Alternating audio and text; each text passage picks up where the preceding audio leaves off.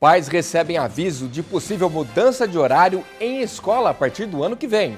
Informação de que período integral seria reduzido para meio período veio em forma de bilhete. Números de guerra. Brasil registra uma morte violenta a cada 8 minutos. Especialistas afirmam que a situação está banalizada. Pacientes relatam problemas no atendimento para exames de retina aqui em Rio Claro. Em sessão agitada, a Câmara forma CPI com a participação de 18 vereadores e Uber é aprovada em primeira discussão. O Rio Claro Notícias desta terça-feira começa agora.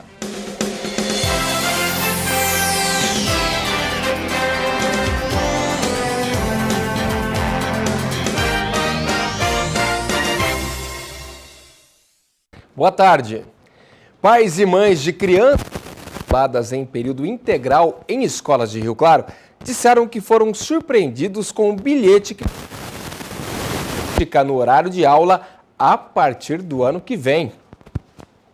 Quem vê esse grupo de pais reunidos pode até pensar que só estão jogando conversa fora, mas o que todos eles têm em comum é a mesma preocupação, e ela gira em torno desse bilhete aí. Semana passada recebi o bilhete na bolsa do meu filho, aí eu procurei a secretaria da escola, aí eles já me informaram que esse ano sim, ainda tem o período integral, só que o ano que vem só garantem o meio período, o integral não tem e tem que enfrentar uma lista de espera com várias crianças que estão na frente, já que está aguardando desde o ano passado. Já verifiquei creches particulares, o custo é bem alto, eu não tenho condições e eu trabalho o dia inteiro e não sei o que eu vou fazer. Todo mundo aqui trabalha durante a manhã e a tarde, alguns até mais. É o caso da Fernanda, por exemplo. Ela fica no emprego 12 horas todos os dias. A escola em período integral dá uma força e tanto, mas se a filha não conseguir a vaga para o ano que vem, a situação vai ficar bem mais difícil. Não tem como eu buscar ela, minha mãe que pode buscar ela apenas à tarde, porque ela também trabalha. No mínimo, uma escola particular é R$500. Imagina eu pagar R$1.000 para 2 crianças. A Maria Cristina e a Ana Cláudia são funcionárias públicas e também não tem com quem deixar os filhos caso a mudança de períodos aconteça. Que o salário de técnico de enfermagem, a grande maioria sabe que não dá para pagar uma escola, não dá para pagar alguém para ficar com ela. E o horário que ela sai também é impossível para mim de eu ir buscar. Eu trabalho das 7 às 4 horas da tarde. Meu almoço é das 1 às 2. Ela entra, de manhã ainda dá um jeito de levar, mas ela sai 11h20. Quem vai pegar essa criança 11h20? Porque a minha coordenação não vai me liberar 11h20. Nós entramos em contato com a Secretaria Municipal da Educação, que disse em nota que não há diminuição no período de aulas nas escolas municipais, que as mudanças aconteceram apenas nas escolas João Reder Neto e na escola José Martins da Silva, porque ambas atendiam crianças em período integral, porém as salas estavam em situação precária. Essas 2 salas não funcionarão no período letivo de 2018. As crianças que já eram atendidas nessas 2 salas continuarão em período integral no ano que vem, porém não haverá abertura de novas vagas. Todos eles se veem agora numa corrida contra o tempo, enquanto convivem com a incerteza se conseguirão ou não a vaga para o ano que vem. Como que vai ficar nossas crianças? Como vai ficar o trabalho de cada mãe ou de cada pai? O que a gente ouviu foi o quê? Tem muita criança fora de escola e eles precisam de vaga. Não, isso eu entendo.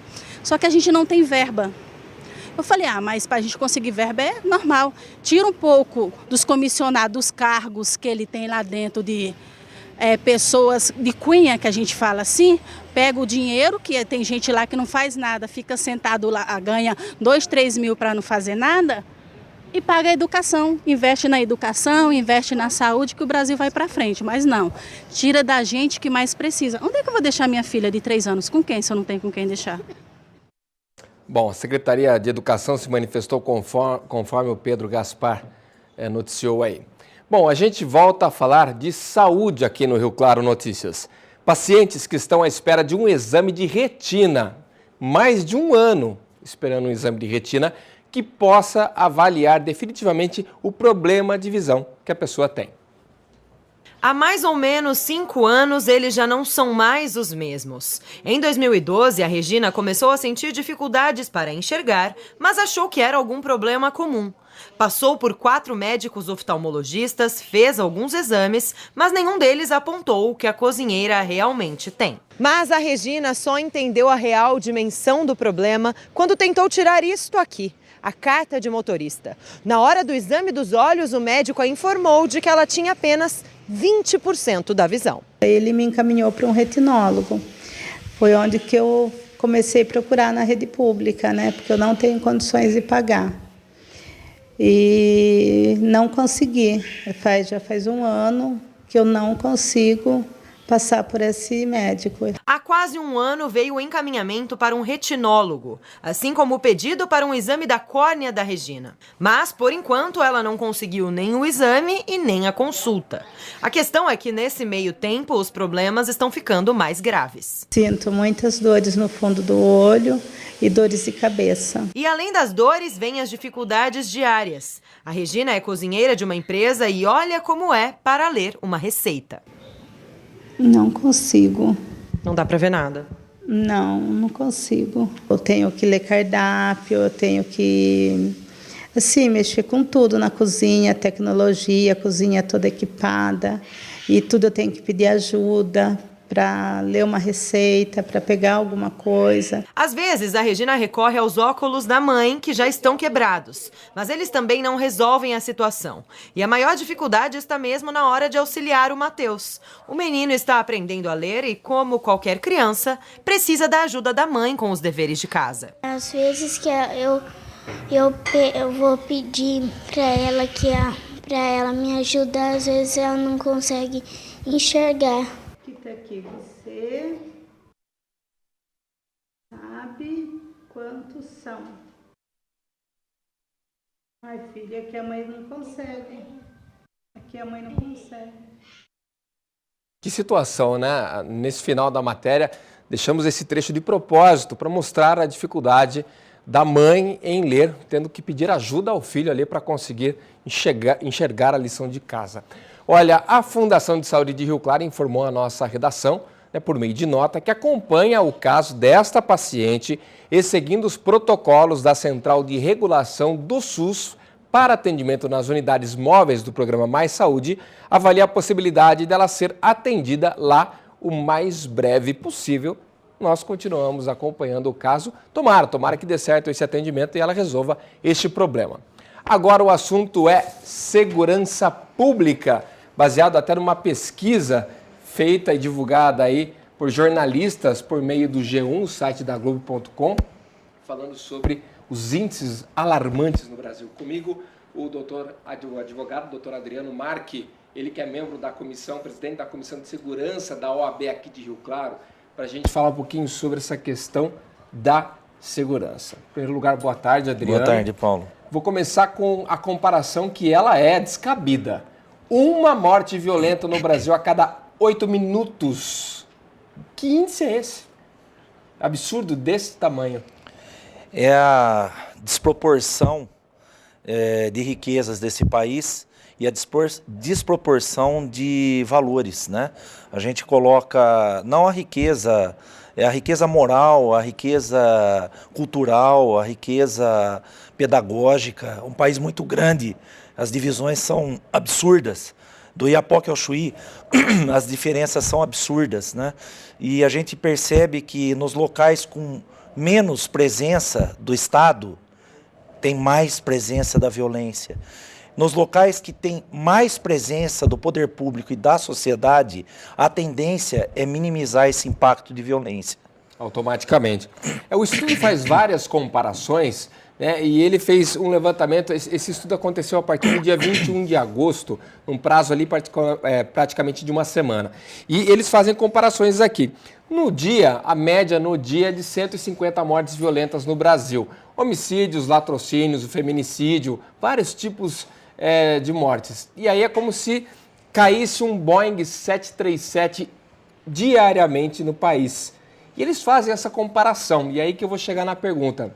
Se cair um avião, a comoção de imprensa, a comoção nacional, internacional, sempre é muito impactante. E eles falam, imagina que comoção seria se caísse, matasse 150 pessoas por dia a nível de queda de avião. Que repercussão que seria isso, né? Isso acontece de morte violenta no Brasil e parece que existe uma certa banalização. Se tornou normal o que é totalmente anormal. É por aí mesmo. As forças de segurança, o judiciário, Não estou sabendo direito o que mais fazer com relação a isso. Olha, vamos colocar assim alguns elementos, né? Primeira coisa, seria bacana chamar a população para essa realidade, até porque a própria Constituição fala que a segurança é dever do Estado e responsabilidade de todos. Quando fala todos, inclui a comunidade, né? A comunidade tem que fazer sua parte, não adianta só ir lá votar e depois ficar na televisão apontando o dedo para poder justificar o seu voto. Não, tem que participar. A sociedade, em conjunto com o poder público, trabalhando, tem reflexo positivo. Aqui em Rio Claro, nos últimos meses, apesar de toda essa onda de violência que vamos falar Brasil, porque infelizmente nós estamos vendo uma onda internacional de violência, cada uma com o seu aspecto, né? Mas o nosso é socioeconômico, mais sócio do que econômico, eu entendo, pelo menos isso, né? Eu acho que a parte econômica, a gente enfrenta a situação com trabalho, com esforço, com luta, mas a ausência de escola, a ausência de cultura, a ausência do bem em comunidades menos favorecidas e a ausência da própria sociedade que tem condições de participar positivamente, isso é óbvio que tem esse reflexo, mas aqui em Rio Claro, nesse último ano, a gente tem visto o quê, Paulo? O judiciário, o executivo e o legislativo conversando junto com as polícias, enfrentando vários temas. Isso tem tido reflexo positivo, tanto que alguns índices baixaram. O homicídio em Rio Claro caiu. Exatamente, né? Isso é positivo. Porém, existem aspectos que você não consegue transformar do dia para a noite, né? Se você pegar as comunidades que têm deficiências, isso daí vai ser a longo prazo. Porém, a sociedade tem que participar com o poder público, porque não existe varinha milagrosa. A gente fomenta, a gente olha a internet. Hoje, a informação ela vem de diversas fontes, né? Munidos de toda essa informação, como podemos transformar? Né? O que a gente pode fazer de positivo? A imprensa tem um papel importantíssimo. A imprensa tem um papel importantíssimo nesse processo de mudança. E isso tudo, a comunidade, tendo base em informação, ela tem que começar a trabalhar com o poder público. Quer seja cobrando, quer seja acompanhando ou participando de transformação. E a gente vê uma sociedade pacata. O brasileiro, ele sabe criticar e ele não sabe buscar mudanças ou então sugerir mudanças. Ele sabe sugerir em um WhatsApp através de crítica ou em Facebook através de contundência, mas espera aí, nós vamos ter que transformar o mundo que a gente vive. Então, se a gente não começar a agir com base em toda essa informação, não adianta. A gente vai continuar vendo criança trabalhando para traficante, criança sendo objeto de... O pior escravidão hoje é um adolescente sujeito ao tráfico, né? E a gente vê o patrão do tráfico sendo preso. Você vê a criança sendo conduzida e não sendo punida, ela sendo adequada num sistema. Mas você não vê quem fomenta esse tipo de crime ou de ato infracional sendo punido como um patrão que emprega um adolescente numa empresa lícita e ele emprega um adolescente fora da formalidade legal. Esse patrão ele vai estar sujeito às leis. Agora, e o outro patrão? Então, tudo isso é uma alavanca da violência. A maior alavanca da violência hoje se chama tráfico, que ele ocupa toda essa ausência social. O tráfico ele banca, o tráfico ele é presente, o tráfico infelizmente ele alimenta, entre aspas, né, aquele adolescente que sustenta a família dele. E aí o que a gente vê no final? Morte. É uma vida curta de um adolescente que poderia ter aí toda uma vida, né, de produção e produtiva. E, infelizmente, acaba sendo ceifado porque é um caminho sem volta e é um caminho curto. Educação, acho que é o recado aqui. Vai ser a longo prazo, não vai ser a curto prazo, mas educação viria com certeza antes da punição. Com certeza, o mais importante. Mas a punição é importante. A punição é importante. Paulo, a gente vê discussão, vamos baixar a maioridade penal, adianta? O pessoal acha que eu sou contra a redução da minoridade. E não é essa a realidade. Eu sou a favor de excluir a minoridade penal. O indivíduo ser julgado pelo ato dele. Aí eu sou a favor de centros de ressocialização para etapas de vida, né?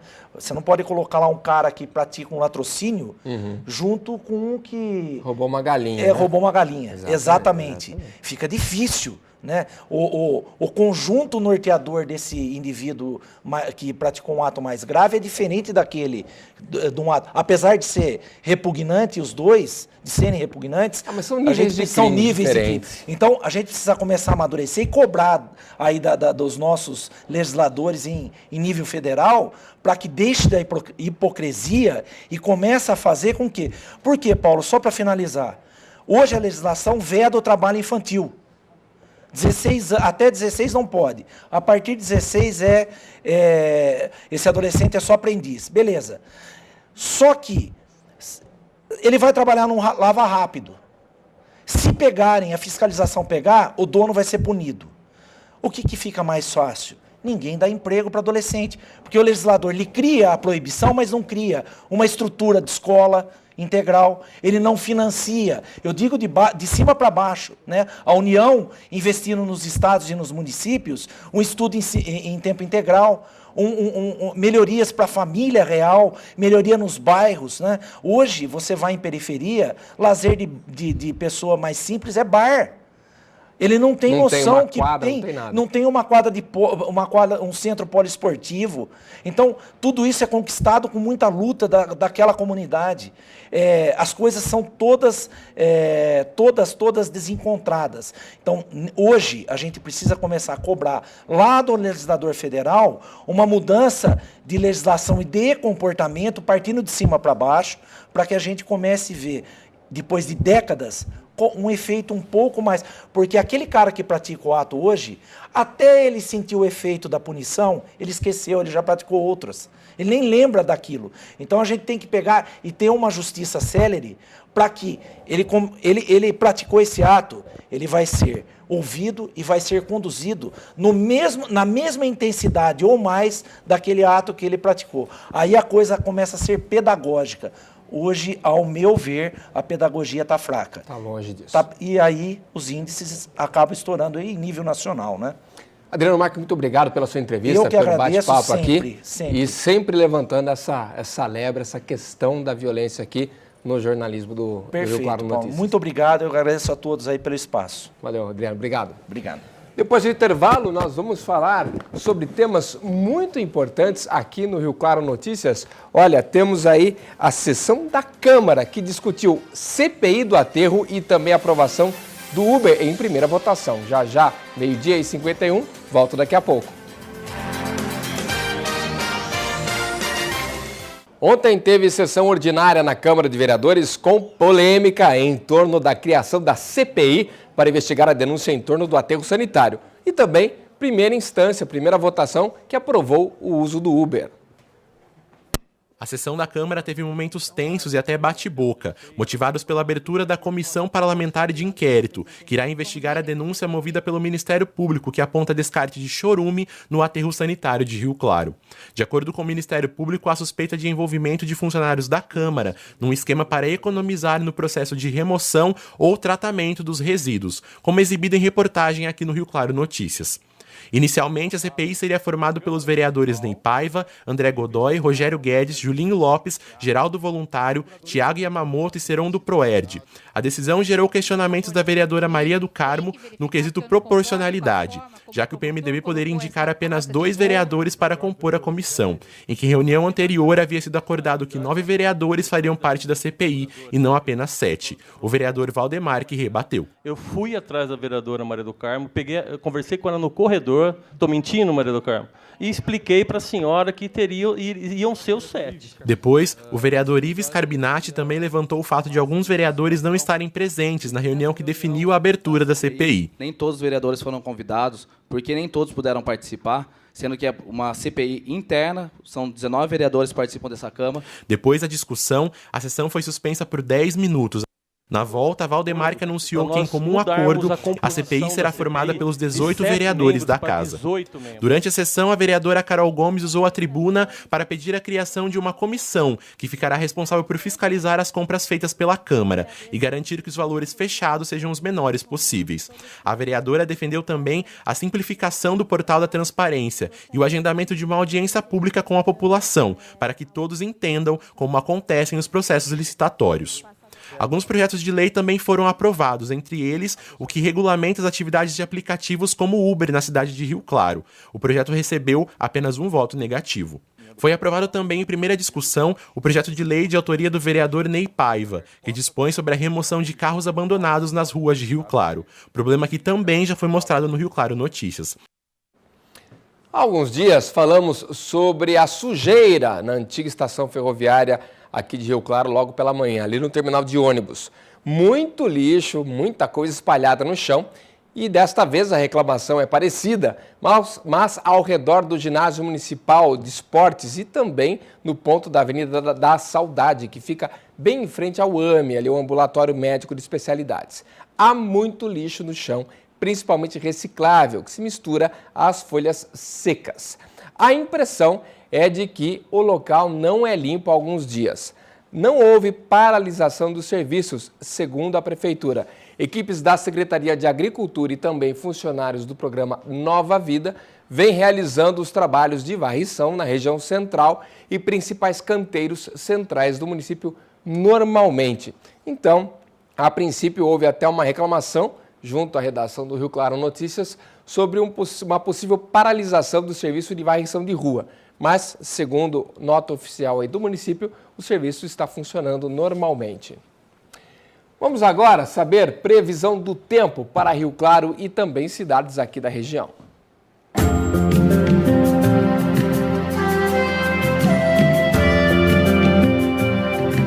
A terça-feira segue quente e seca com índices de umidade do ar em estado de alerta, que variam em alguns momentos entre 20% e 30%. Há possibilidade, apesar de pequena, de chuva rápida no final da tarde. Em algumas áreas do estado, como no oeste, as chances são ainda maiores. Em Santa Gertrudes, a máxima chega aos 32 graus. Em Itirapina, a temperatura cai um pouco durante a noite e chega aos 13, com 31 de máxima. Variação também é grande em Rio Claro, 32 de máxima agora à tarde e à noite a mínima chega aos 15 graus. Depois do intervalo, tem Previdência aqui no Rio Claro Notícias e vamos falar também da pesquisa polêmica de desaprovação do Lula, que diminuiu, e do juiz Sérgio Moro, que cresceu, e nas ruas o que as pessoas acham depois do intervalo. Hora da Previdência aqui no Rio Claro Notícias, como acontece toda semana, e hoje o tema é aposentadoria especial.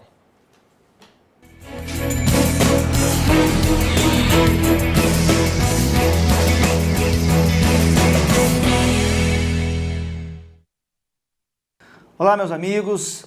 Hoje eu queria conversar com todas as pessoas que moram na cidade de Rio Claro e que moram também na região de Rio Claro, em Santa Gertrudes, em Ipeúna, vocês que são telespectadores da TV que tem maior audiência em Rio Claro e região.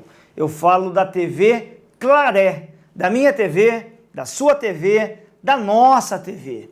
E eu quero aqui informar vocês hoje sobre a aposentadoria especial, aquela que tem direito às pessoas que trabalharam 25 anos da sua vida. Aí as pessoas perguntam, mas Mateus, é possível se aposentar com 25 anos? E eu respondo que sim. Todos os trabalhadores, sejam homens, sejam mulheres, que trabalharam 25 anos, expostos a agentes nocivos à sua saúde, expostos a ruído, a poeira, a agentes químicos, a agentes biológicos, podem se aposentar com 25 anos de trabalho e o melhor ainda, além de se aposentar antes de 35 anos, antes de 30 anos, se aposentam sem o fator previdenciário, sem aquele fator que diminui as aposentadorias em 40%, 45%. Ou seja, se o senhor que é ceramista trabalha numa empresa de cerâmica e ganha R$3.000, o senhor se aposentará com R$3.000. Se o senhor ganha R$5.000, o senhor também se aposentará com R$5.000. Para isso, é necessário a comprovação da exposição a poeira, a ruído, e nós sabemos que cerâmica tem muita na região de Rio Claro. O trabalho das pessoas que são da cidade de Rio Claro e da região, e muitas das vezes, são em cerâmicas. E vocês que trabalham em cerâmicas têm direito a aposentadorias especiais. Então, se aposenta com 25 anos, homens ou mulheres, e se aposentam integral. Ou seja, volto a dizer, se ganha hoje o teto, R$ 5.300, vai se aposentar com R$ 5.300. Gente, não perca mais tempo. A aposentadoria não é como roupa, que se troca todos os dias. Aposentou uma vez, é por toda a vida. Tenha o melhor benefício por toda a vida. Um grande abraço a todos vocês. Dadas as orientações sobre um assunto importante para todo mundo.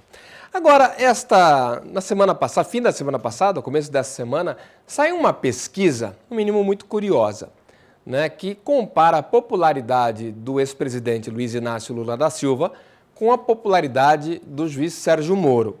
Primeiro que a pesquisa, ela traz dois personagens de situações totalmente diferentes. Um é juiz, o outro é político. Então, comparar popularidade de um ator com o outro é no mínimo estranho. Mas a pesquisa foi interessante, chamou a atenção que a desaprovação do Lula caiu e a do juiz subiu, a desaprovação. Mas pegamos o gancho desta ideia e fomos às ruas de Rio Claro saber de algumas pessoas o que elas acham sobre esta comparação e qual a opinião delas entre os personagens.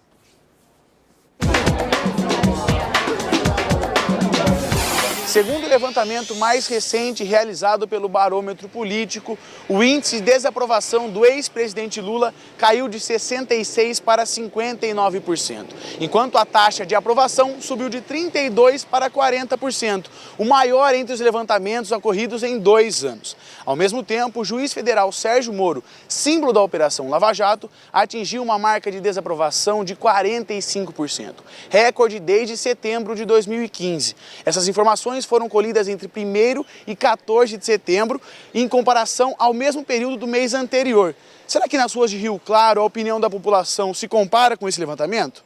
Moro, porque ele tem cara de honestidade, né? E o Lula tem cara de ladroagem, sem vergonhice, corrupção. Ah, o Moro, né, cara? Pelo amor de Deus, o Lula já tinha, o que deu, já tinha de dar, já deu. O Lula aí fora, né, meu? Tá na hora de mudar isso aí, rapaz. Ah, o juiz Sérgio Moro. Por quê? Tá descobrindo os podres, né? Por isso, né? Nós estamos só sofrendo. Os caras roubam lá o tanto que quer e desconta de quem? Da gente. Certo? Olha o tanto de desemprego que tá aí, parceiro. Desaprovando o Sérgio Moro? Eu não desaprovaria ele. Eu aprovaria, com certeza. Eu acho que cada um tem uma opinião, né? Eu acho que o Lula já deu o que tinha que dar já e não resolve mais nada. Para votar, nenhum nem outro, falar a verdade, né? Porque o jeito que tá o Brasil, nenhum nem outro vai consertar, se não for nós. Então fica difícil, né? Toda pesquisa vai favorecer o Moro, né? Pelo menos as pessoas que têm noção da realidade do país, né? É isso. E com essa frase, com essa opinião, nós encerramos o Rio Claro Notícias. Agora tem Jogo Rápido. Mais informações você pode acessar o nosso portal na internet. Eu volto amanhã às 7h30 da manhã, ao vivo com o Acorda, sempre esperando por você. Até lá.